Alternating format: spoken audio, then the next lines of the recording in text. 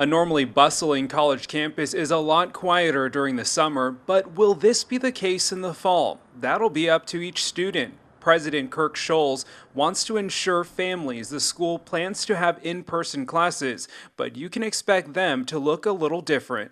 The idea this fall of a big 500 person class where everybody's kind of jammed in shoulder to shoulder, I just don't think we're going to see those types of classes offered in that particular traditional format. The institution moved classes online amid the pandemic this spring, but they continue to hear students and faculty say it's just not the same. While other institutions may choose to do more of an online format, it doesn't sound like that's what you want to do at WSU. Is it a priority for you to have students back in the classroom safely? We have some of the smartest people in the United States, the WSU faculty that work in this space. And we engage them to say, let's not talk about if, let's talk about how.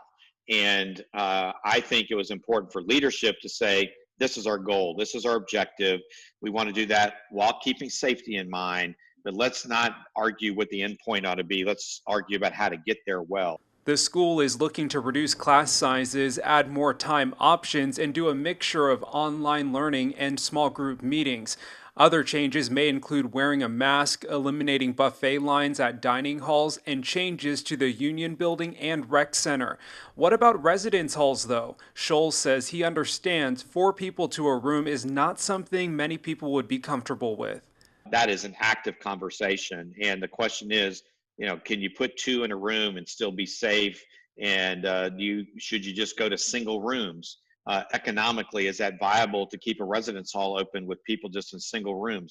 WSU Pullman anticipates about 4,200 incoming freshmen. They're seeing a lot of Washingtonian students, but a decrease in international students and possibly those coming from out of state. Although with schools like Cal State going exclusively online, it could draw in more students. It could also be a boon for us because they say, well, I wanted that in-person experience, and if I can get that at Washington State and I can't get that at home, that makes WSU more desirable.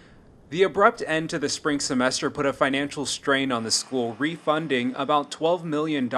And just this week, the state of Washington ordered a fiscal reduction at 15% of state dollars to the university, meaning the school is faced with making tough decisions with the budget. Schulz stopped short of saying this means layoffs. We're going to have to tighten our belts. We're going to have to look really carefully at everything that we do. When it comes to Cougar football, the president is confident it will happen. He's in talks with the Pac-12 and other schools about how they'll move forward, but he knows the experience will be different. I will say with some confidence that I think really hard to have the tailgating experience, full stadium, those types of things probably in August and September. That seems like a bit of a stretch. Reporting from Pullman, I'm Tim Pham, KREM 2 News.